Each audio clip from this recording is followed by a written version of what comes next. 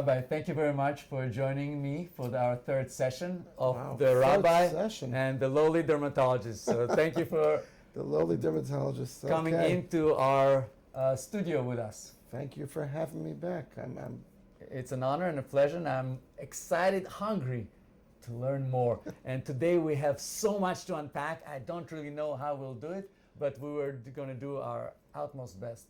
And we have the Parshat Emor.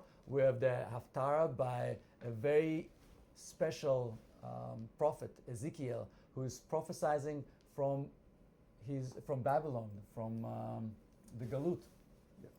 And he's talking also about the fact that holiness is not something that is defined by the location. And he's saying that even while the temple is still not destroyed by Nebuchadnezzar II. He's talking while it's still standing. Mm-hmm. And it's in our heart, in our body.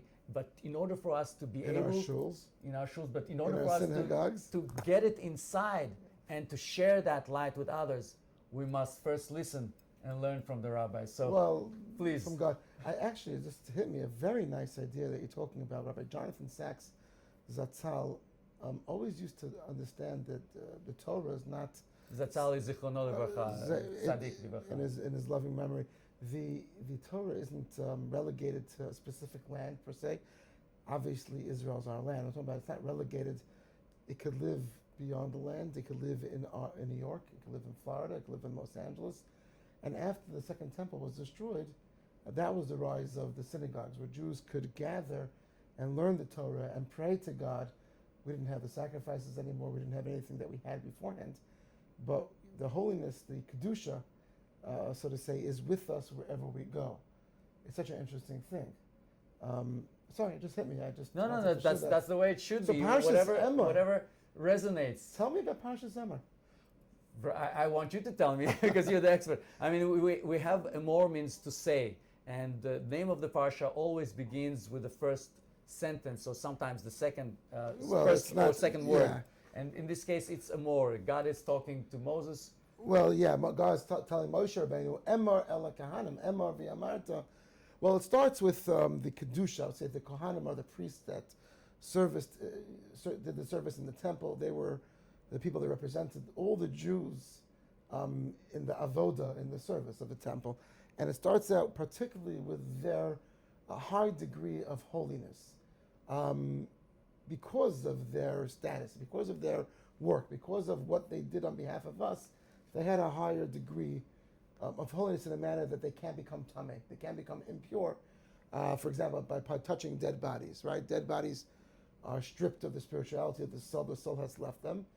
And we understand from the Torah, from the Talmud, that if somebody like a Kohen would touch a dead body, they would become tameh themselves, impure, and they wouldn't be able to serve in the temple, and they would have a purification process. So Moshe Rabbeinu was telling the Kohanim, or Aaron in this case, to tell all the Bnei Aaron, all the children of Aaron who were the Kohanim that were to serve, L'nefesh lo yitama ba'amav. Don't become tameh, don't become impure, let other people deal with it. Mm-hmm. That's how it begins.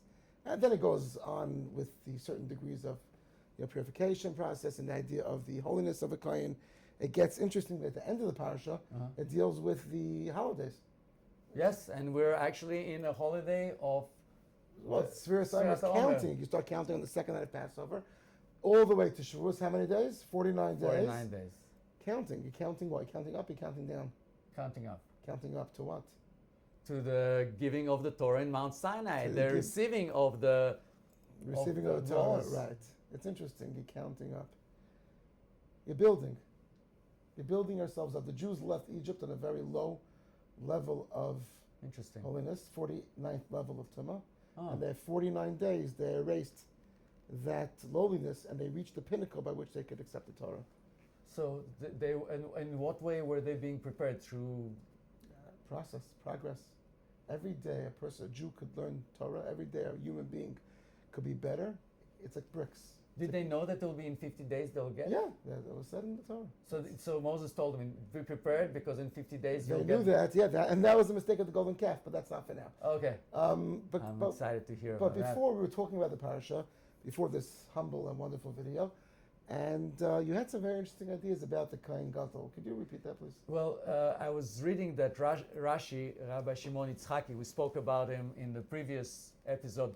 He was a very interesting, eccentric, and wise man who wrote a lot of explanations both on the Talmud and on the Torah. And he said that there is a time when even the leader of the leader, the highest, the holiest, Even a Kohen. even a Kohen Gadol, Rashi, the teacher of all the Jews, delved into this parasha and said, even a Kohen who's not supposed to become tamei, impure, is allowed to do so. When was that? By a mace mitzvah. yes, so someone who is dead and nobody else is available to bury him. Nowadays we have the Chevra Kadisha. Right. It's the order of people who go ahead and involve themselves in caring for the dead body and burying the dead body. Right, we take these things very seriously. So if no one's going to be available, the Kohen could go ahead and involve himself, touch, right, move, and bury. he becomes tamei. And I found that was a very deep message for me as a person who is in position of leadership, because I always look at it, there's no job that is below me. If I ask my employee to make sure that they clean after a patient unfortunately had an accident in the laboratory, I will do it myself, and I have done it myself, because you have to lead with personal example. And here he's saying to the Kohen Gadol the importance of taking care of your neighbor. Who is your neighbor? And not thinking that you're above others. Yes, you have laws, but the laws are created for life and to bring things. Being a rabbi, I have to say, this is within the law. This is within the law. Within the law, even a Kohen could go ahead and become impure because it's a mace mitzvah, because the person has no one else to take care of them. It's not beyond the letter of the law. It's within the meaning. I think your point came out even more beautiful. Within the Torah itself, it was accounting for this leader of the Kohanim having to go ahead and involve himself and become tamei if no one else is there to take care of him. It's within the Torah. I think it's and I think what it also teaches me, because one of the things that I always wonder is, how do you build a society? And perhaps you can share with us what is the Parsha, if it is saying anything about this in this Parsha Emor. How can a society create a culture that would cherish helping the needy, helping those who cannot reciprocate back? How would a society take responsibility? I think that's the very first lesson in the Parsha. If you look at Rashi, many years ago I was in Baltimore. I was in their Israel Rabbinical Academy. I was younger than now. I was about 20 years old, and there was a funeral in the yeshiva of Rabbi Akiva Weinberg, the Rosh Yeshiva, Zatzal. And one of the rabbis got up and spoke about the greatness of this Rosh Yeshiva, the leader of this yeshiva. And he was an expert in giving advice of parenting. And he said, you look at this week's parasha, it says, Vayoma Hashem el Moshe, Emor, say, Ela Kohanim, to the Kohanim, V'yamarta aleim, and you shall say to them. It's a double language. The Torah is not redundant usually. The extra words, the Talmud goes, and understands them in certain ways. Emor v'yamarta, say and you shall say. It's redundant. And Rashi, Rabbi Shlomo Yitzchaki, the leader, someone said something beautiful at Rashi. Rabbi Shlomo Yitzchaki was a teacher to the PhDs that study him and to the kindergarten kids. He's the teacher of Klal Yisrael. He's somebody who has 11th, he lived from 1040 to 1105, 65 years, and he had a commentary on all of Torah, all of the Mishnayos, all the Talmud, most of the Talmud, and he was able to define the essence of Torah. So when he says something, we listen, we understand. He says, it says it's what Emor v'yamarta lahazir, I'll translate, not interpret, lahazir gedolim ala katanim. The parents, the Kohanim, have to teach the children how not to become tameh. And this is the, I would say, the quintessence of chinuch. Chinuch in Hebrew means education, raising, right. educating children. But the idea of raising them. Right. Like the numbers, like the counting. You asked the question, how do we ensure a society that takes care of others? I'd say by great leadership. When children grow up, if the only thing they see is their cell phone or TikTok or Instagram, which will be on, and they don't get guidance from their parents, the mother, their father, the grandparents, the rabbi, the teachers, the principals, it could be a lawless society. Then you'll see like Columbia or Harvard, where these kids are running rampant. I'm not talking politics, because I don't usually do that. I'll do that. You'll do that. Thank you. I paid you for that. But you live with a leaderless society. And in Torah, chinuch, educating children, is a primary focus. Before there was a mandated school law. It's true. It's true. I don't know. I could Google this, but not now. When was there a mandated school law in America? In England, Oliver Twist was it, where all the kids were working in slave labor? Right. A mandated chinuch was a Torah law way back when. Right. The idea is we're a people of the book, and it doesn't only start or end with the book. Of course, it does, but it also goes beyond to teach children, boys and girls, how to act. How to stand, and that's also mandated by Torah. When you walk into a room, my children will stand up because you're a holy doctor, not a lowly doctor, a holy doctor. You help and serve. When the grandparents walk, when a person over the age of 70 walks in, you have to stand up. When a parent walks in, now that's not always enforced very much well in my house, but I think strongly, my understanding is when there's a strong educational component, not only by the letter of the law, but the spirit of the law, and you raise a different society. Can I sum it up in one word? My wife sums it, I think, best. Don't do as I say, do as I do. Right. And that's what we're talking and about. That leadership. Exactly is the failure of some people. Do as I say, not as I do.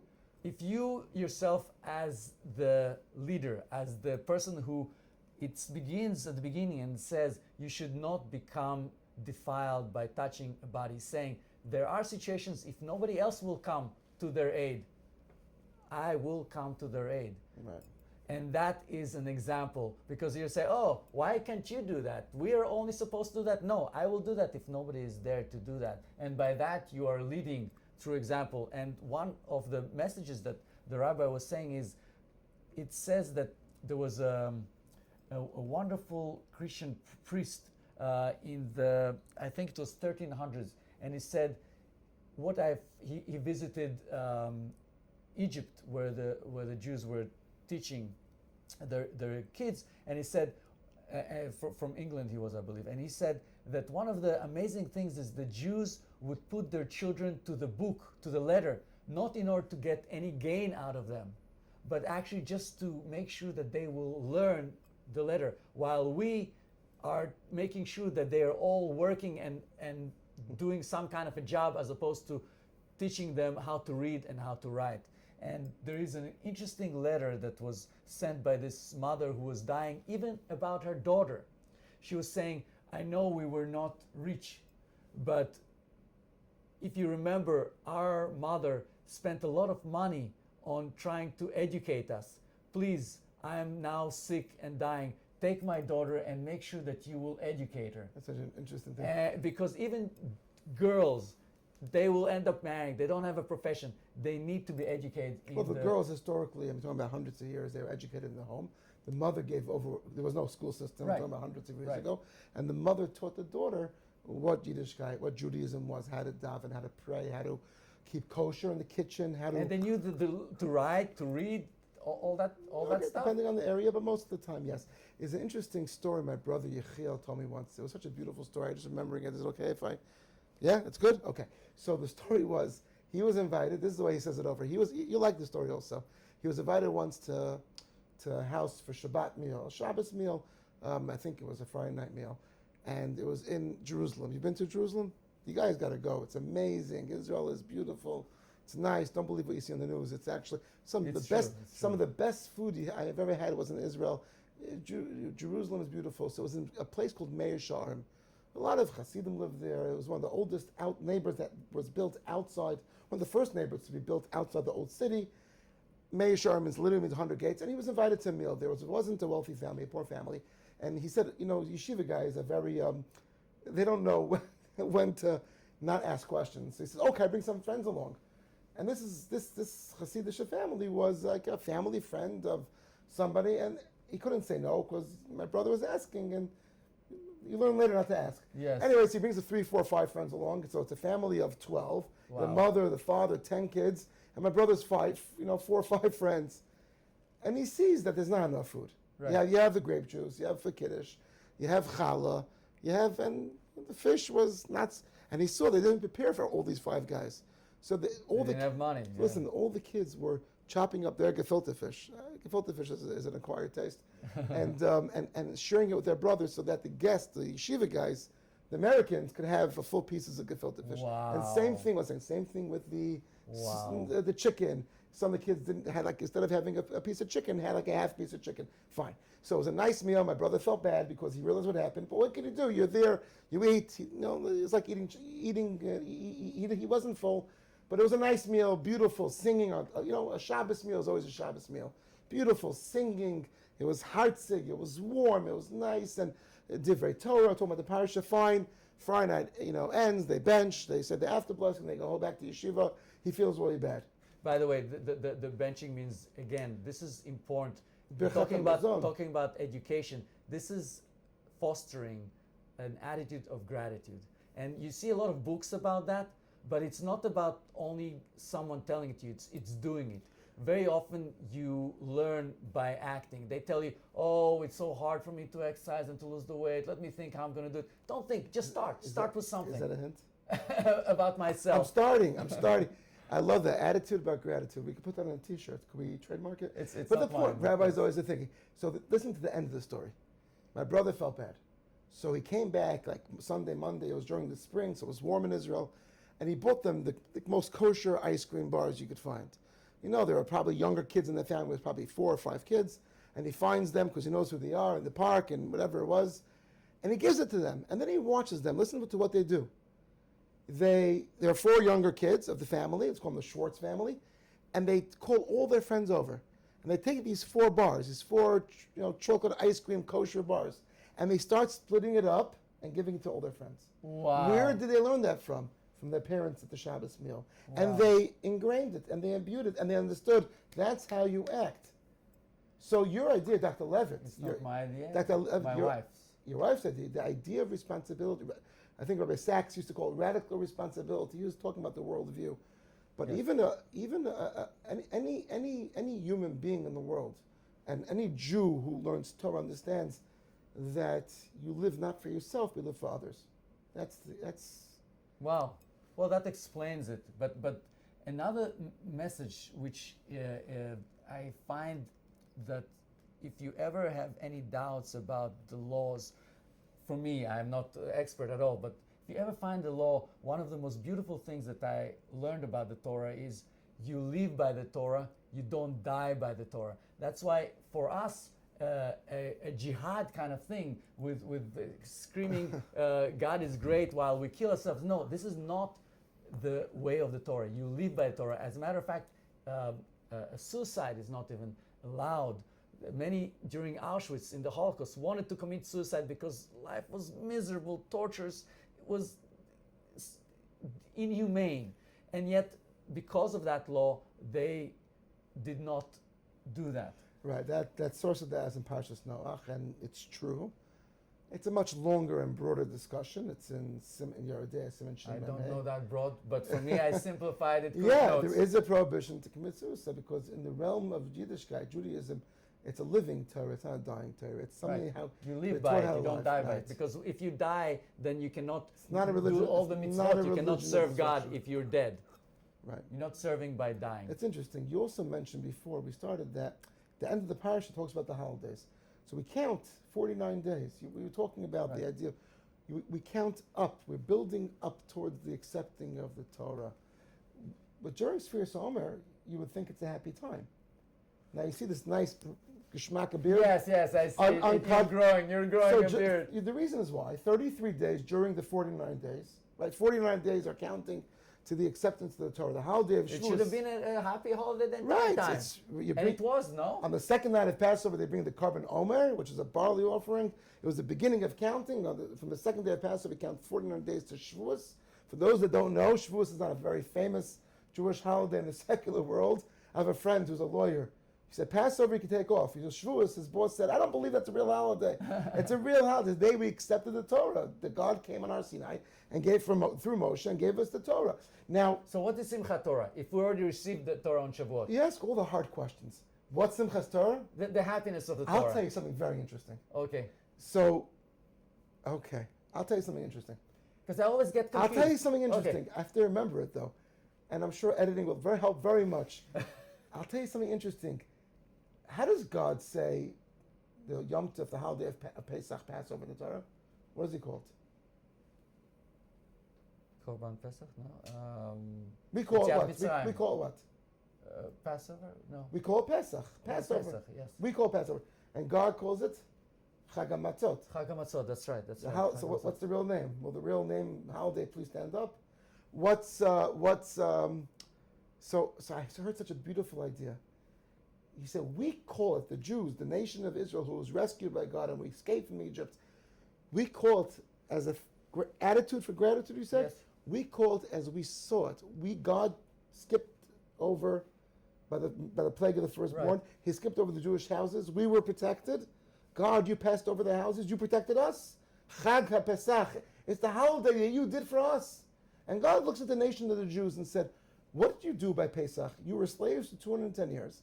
Jews in Egypt, and I said to leave, and in the morning, b'chipazon, in haste, you slapped on the matzah, the dough on your back, and you went out without thinking it through. You just went out, and you believed in me, and the sea split, all that stuff.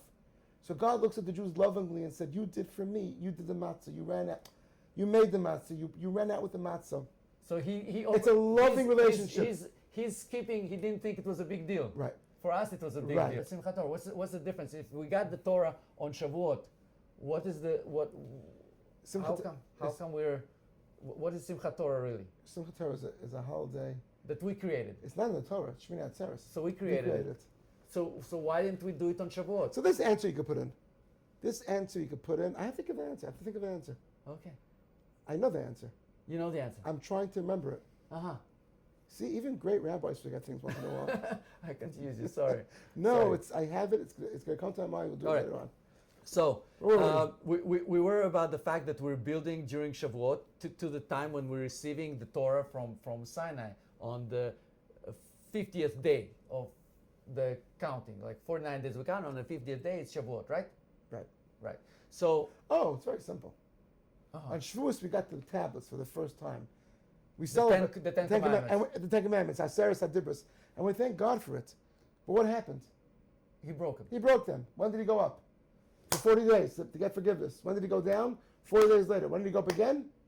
40 days before Yom Kippur. When did he come down with the second tablets? On Yom Kippur. When did we get the Torah? By Yom Kippur. When did we celebrate it? On Simchas Torah, which is right after Yom Kippur. Okay. That's one answer. The second time around. That's one answer. So we got a second chance. In rabbinics, and guys, don't mix up this idea. In rabbinics, you can always have multiple answers. It has to be true, though. It has to have EMS. That's right. It has to be true. So, okay, let's get back. That explains to us. Let's take this whole thing out. This part. So, no, I mean they can put it. Yeah. So the thing that I wanted to ask from you is, you're talking about the beard that you didn't shave. We're talking about it's a happy holiday, and yet you're not shaving your beard. We're in a time of mourning. Why so where mourning? did the idea of mourning came from? Me. Well, the way I learned it is because there were 24,000 of Rabbi Akiva. We spoke about Rabbi Akiva, who was the son of a convert, a very famous rabbi, who only started learning at the age of 40. You know, so although you guys watching and saying to myself, I don't know this stuff, it's so complicated, I'm already older. He started 40. There's often pictures of him with little kids, babies, learning how to write and how to read, and they're kind of laughing at him. No, you the person who is, and by the way, during this time we're learning in one of the most beautiful Talmudic chapters, the wisdom of the fathers, the Pirkei Avot. Right. And one of the things that it says there is make yourself a teacher. And when it says make for yourself a teacher, not make yourself. Make for yourself, make for yourself a rabbi. Make for yourself a teacher. And what does that mean? It means that when you are hungry for the information from your teacher, and the teacher sees that you care and you want to, he wants to be a better teacher, so you actually make him into a better teacher. And That's also, a beautiful interpretation. And also, this is something I read, I wish I could take credit for it. You know, it says, "Aseh lecha rav, buy for yourself a friend." A friend could be even more valuable than a rabbi, because a friend could tell you things you don't want to hear. But getting back to the main point, 33 days, 24,000 Sorry, students. I was talking about Rabbi Akiva, that's why. Right. So 33 days of the 49 days, 24,000 students, 12,000 people died, either through plague. Right. According to The Talmud, a it's sefer, according to plague. they were actually a part of the Bar Kokhba revolt, and therefore they died in From war the or Romans. from the cause of war, plague during the war. Either which way, these were the rabbis that were supposed to write the Talmud. These were the people that stood at the precipice of Torah education, and they were gone. And they died. People, 24,000 is a lot, Yeah. but it's not 6 million. The answer, the reason we don't shave, it's sign of mourning. Right. This Thursday night, this Friday morning is like Omer for Ashkenazim. We could shave happily, especially for covered Shabbos. But why 33 days? Because during those 33 days, the 24,000 students passed away. But I think it's even greater than that. Did Rabbi Akiva fold? That's the message. Often you would say, okay, I built this amazing creation and it got burned. What do I do now? I just mourn and I give up. I can't do it anymore. He took and his he did. 5 students, his 5 prize students that were left. And the Talmud came from them. Yes. He took 5 prize students and he didn't give up. I want to tell you a story about Rabbi Akiva. Remember the last Gemara Makot? We spoke about it many times. No, I don't. Rabbi Akiva, you know, so But remind me. So the last Gemara, we just finished in Daf Yomi. He talks about Rabbi Akiva and a bunch of, and his colleagues were walking by the destruction of the Temple Mount. Yes, I remember. And they were walking by and they saw a fox come out. And the rabbi started crying. He said, why are you crying? Because the holiest site in Judaism, you have a fox walking there, animals walking on there. It's not nice. And Rabbi Akiva was laughing. He says, why are you laughing? He goes, well, there are 2 prophecies. One talks about the destruction, and one talks about the eventual redemption. And until the destruction became true, I didn't think necessarily that the second prophecy would come through. But now that I see that the destruction happened, and there's a fox on the, now I understand that the next prophecy will eventually become true. And I understand that there's a silver lining, and I understand that there's a future. So this Rabbi Akiva, who throughout the Talmud, every story, talks about his ability to rebuild in the face of devastation, he was able to take 5 students out of 24,000 and rebuild the Torah as we have it, Mishnayos, the Gemaras, in a manner that lets us understand what Judaism is all about. That's Amazing. a leader. That's a leader. Yeah, you think positively and you act positively.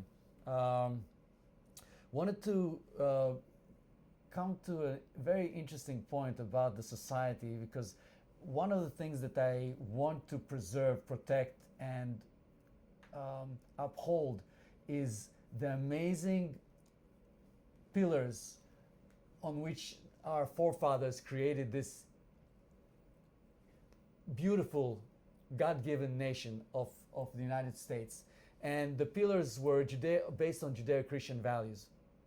And I think sometimes we lose how fortunate we are that we have them. I mean, in reality, this was the first place anywhere in the world where, as it was written in the Declaration of Independence, of course they had the issue with the slavery, but the way the forefathers wrote it, every man and woman was created equal to have liberty and pursuit of happiness, and freedom and liberty and pursuit of happiness. So one of the questions we started with is, how do we maintain a society? And we said we do it through teaching. And the best way to teach is by self-example. So there was a very interesting study that I wanted to ask your thoughts about. It was done in Princeton. We're talking about Ivy Leagues. You mentioned Columbia, etc.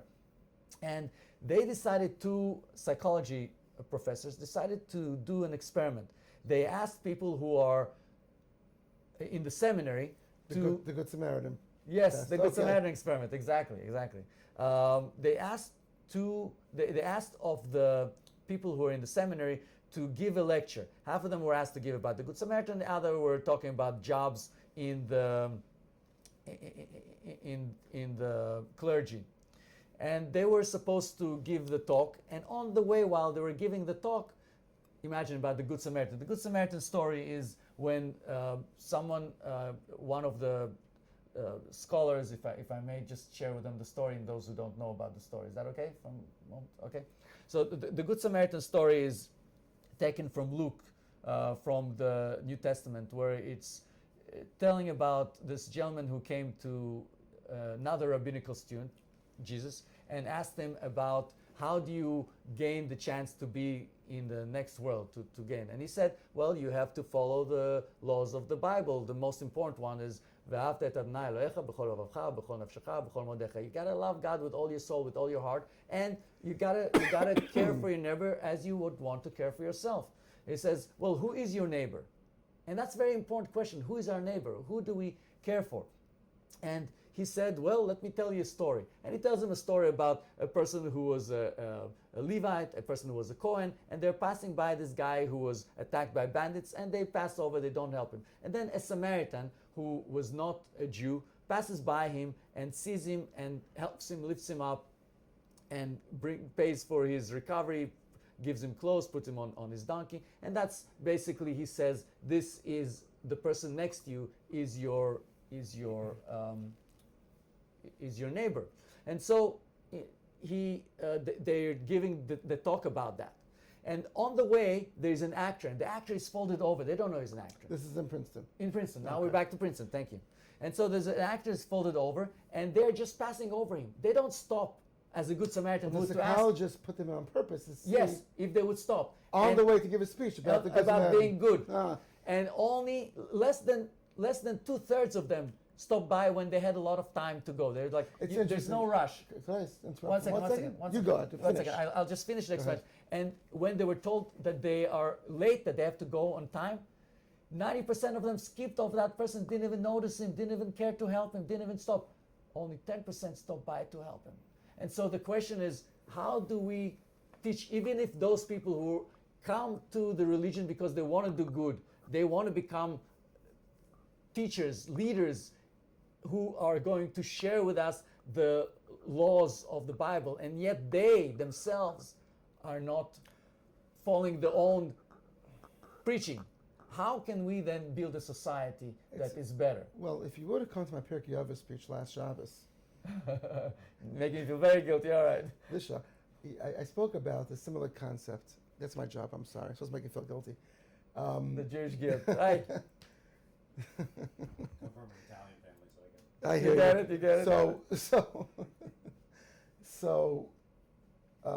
The Pirkei Avos, which you mentioned so eloquently, the ethics of our fathers, one of the Mishnayos, it says, Kol chachmasai kodem liyiras chet.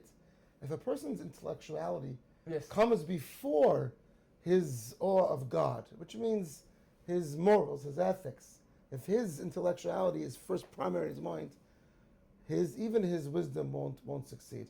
But if his yirat chet, if his fear of sin, if his ethics, his morals, his awe of God, right, comes before his intellectuality, he'll have his intellectuality would have a kiyum. It's in the third chapter of Avos, and the idea is, and we see this from history by the Nazis, the doctors, the PhDs. You see the that someone Mengele. He was horrible. Yeah, I think 34% of the higher-ranking Nazi officials who engaged in the final solution of the Jews, they had MDs or PhDs, and Yes. Mengele was definitely one of them. The monster. Intellectual study, education of science isn't a foregone conclusion that you're going to be ethical or moral. your chachma. We see it in the Ivy Leagues now. Oh, for sure. Who are claiming that they are doing what is right when in fact they're not even talking about what is going on or what was done to the hostages, or not even raising the note that they don't exist. They tear those pages. Why should October 7th make a difference? Right. Only 1,200 and some odd people dead, and other assorted atrocities. But we're not talking politics. We're not talking politics, right? So. Well, it's not politics. It's current events. It's true. So I think. The idea is that the intellectuality has to come within the framework of morals and ethics, and right, and people generally being, I wouldn't say humanism. Humanism as a study has failed, right? Has failed the last 200 years. We saw that, but the idea, I think, has to be a system of absolute morality that people understand the greater good. So you're saying that the reason they didn't stop by is because they didn't respect God more than their education, their intellect, and getting a good grade. So they cared more about getting a good grade and not being late to that This talk study has been out than there. to actually go and help that Samaritan, that neighbor that was next to them. Remember the story of Kitty Genovese that was so prominently spoken about, I think, in the book called Freakonomics? Could you share with us the story? Because There's I don't an remember old it story. well. Kitty Genovese was an Italian girl who was going out with her boyfriend. I think it was in the 60s or 70s. And her boyfriend was abusive. And Where was that? in New York somewhere. New York. New York Times did a big expose on it. And basically, horribly, the boyfriend stabbed her, but she wasn't dead. And she was outside crying for a while. And no one came to help her. They saw her from the window. Yeah. Again, this is a whole discussion of was it true, not true, how the New York Times said it. But again, I read it for the first time. I think it was in a book called Freakonomics. Sam Levitt, two Jews, Stephen Dubner, Stephen Levitt, wonderful book, and they discuss what happened back then. And the idea is, do we get up from our comfortability and try to help others? Meaning, we could philosophically talk about being good, but a leader or anybody, a human being, has to be good. You pass a person on the street. I want to tell you something. Okay. I will tell you something after that. On my date with my wife, when I knew that I'm going to propose to her. Wow. So we were out. Getting a very special moment here. She's going to kill me. We were out on a date, and we were by a restaurant, and it was okay. By the 10th day, by many dates in, you ready to take the doggy bags. First date not. But there was food, and it was edible, and it was good. I'd take it home. But it was a nice amount of food. And we were walking, I think, in Manhattan somewhere, and there was a homeless person. Tragic. It was a person probably, didn't have a place to sleep, needed money. And my wife said, "Oh, you parked the car block down. She was my date back then. She said, let's go get the food and give it to him." And I was like, whoa, well, okay, that's nice. Wow. That's nice. Wow. My point is, you could talk about things in a Torah knowledge and humanism and ethics and morals. Abigail is very special indeed. She is indeed. My wife loves her. She does. The feeling, I'm sure, is mutual, Baruch Hashem. But the idea is, do you do what you need to do when it happens? How many chances do you have every day to do something nice? A lot. Many. You have a brother, sister? One brother. Yeah. One brother. And I'm saying you could text him when he's feeling down. But let's say you don't. We have a chance to lift people up. We have a chance to help people. We discussed about the two birds. In the first lecture. Right, in the first episode, right. The second bird you give for the words that you did not say, the good words. You have to say for good words, right? That's right. Right. You have to lift them up. So I distracted you. Forgive me. It's okay. My mind You were with your wife. You went a block away just to bring the food. A kid comes home with a mark that wasn't so great. This is not from personal experience. And what do? You say terrible, or you say okay, we can do better next time. But you know what? You did the best you could. Amazing. Lifting up. I will share with you one story I had today. I was doing a surgery on a gentleman who had melanoma on his back, and we just talked about the Good Samaritan, and he was very, very sweet. Very sweet. He also had a beard that he didn't shave for a while. Thank you so much. Is it noticeable? Even though he was Italian. But he looked like a very, very sweet,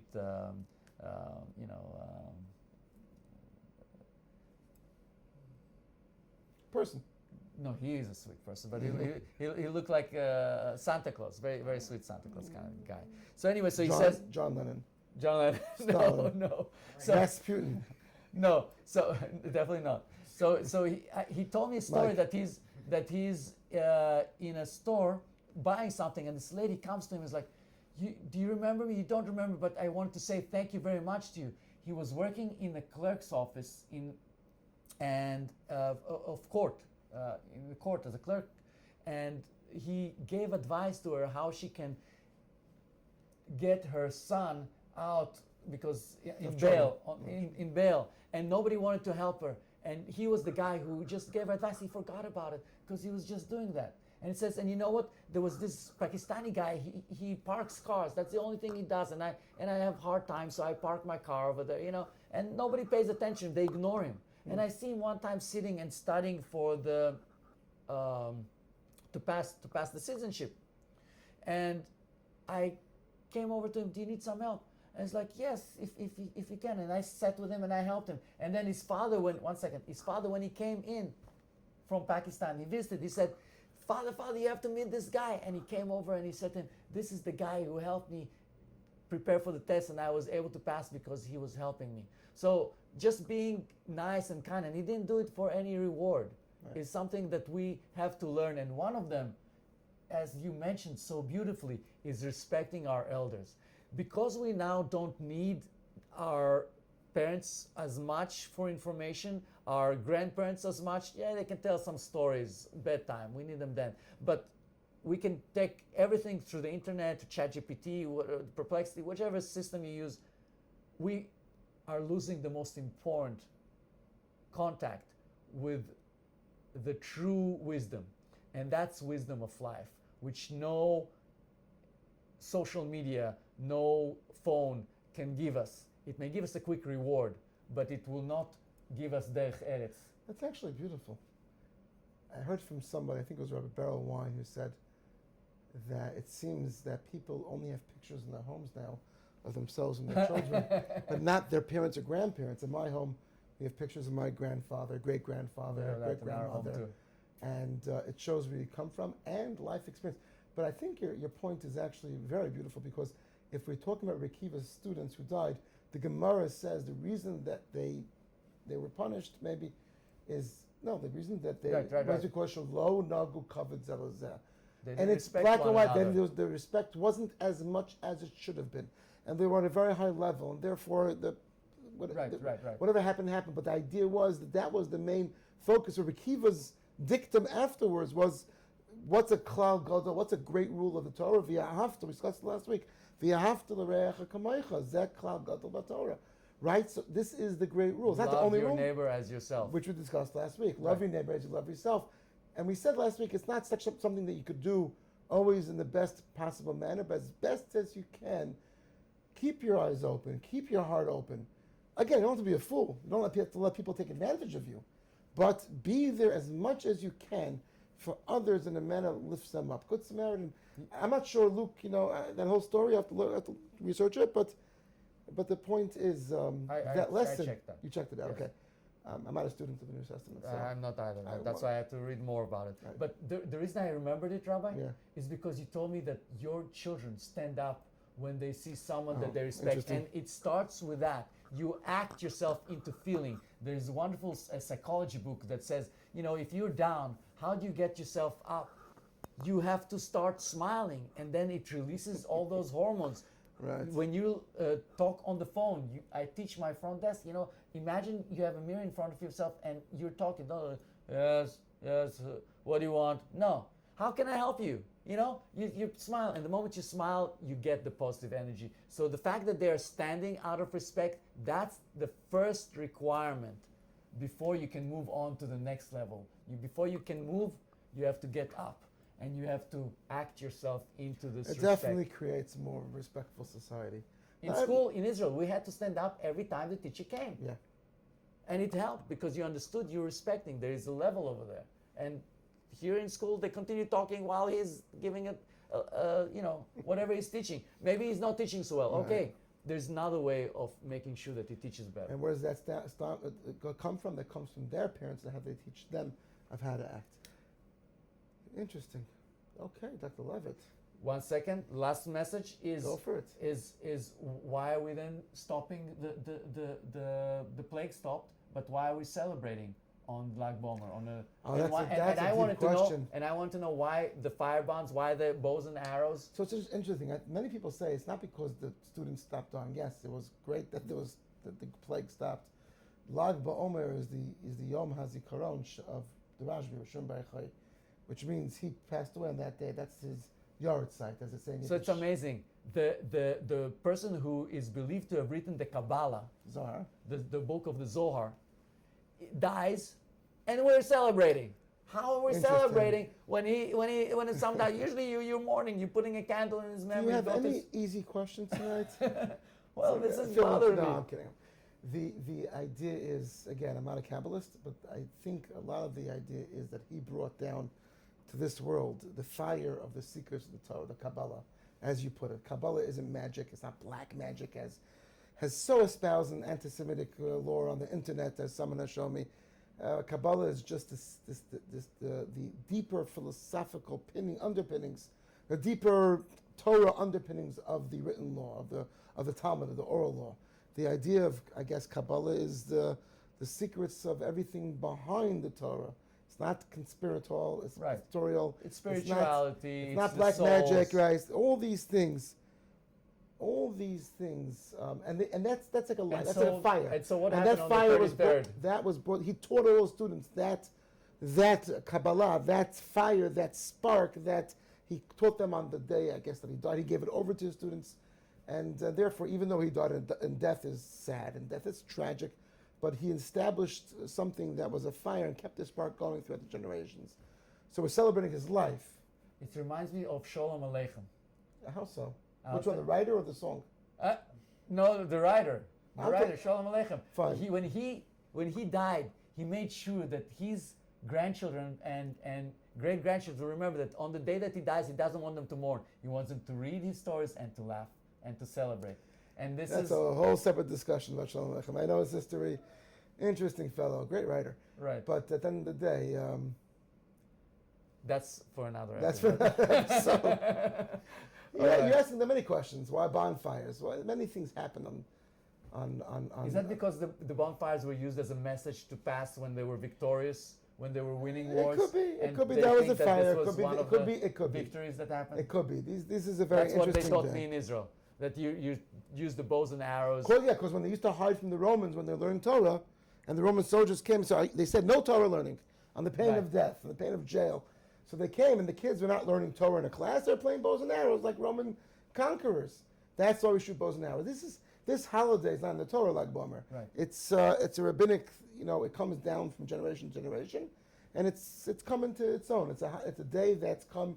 The people go to Meron. People go to the site of the burial where Shimon Bar Yochai is buried. There are bonfires, there are other things we do to celebrate. The happiness comes from the strength of Torah, the strength of living. That's where it comes from. As we said, you live by the Torah. You don't die by the Torah. Very nice. Beautiful. Thank you very much. You guys got enough? Hopefully you enjoyed. And we'll see you for the next. Thank you so much. Next week, same bad time, same bad channel.